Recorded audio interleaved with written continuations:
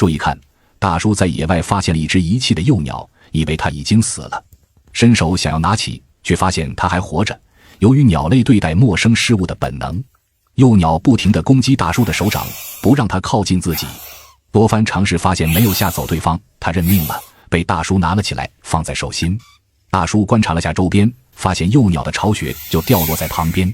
正常一窝幼鸟不止一个，但是朝里朝外寻找了一遍，没有发现第二只幼鸟，可能走失了，也或者就只有一个。为什么鸟巢会掉在地上？原来是这里准备修路，挖机把路基上的树木杂草全部挖了出来，破坏了鸟类栖息环境。没办法，大叔砍了一些蒲草，去掉旁边的叶子，留下中间的根茎，配合买来的竹篮，做了一个简易鸟巢，再把幼鸟拿起来清理干净。虽然长得乱七八糟，但是看起来还比较健康。清理完毕，放入人工鸟巢，然后给它喂食。这是红毛鸡的幼崽，学名褐翅鸦鹃，主食昆虫。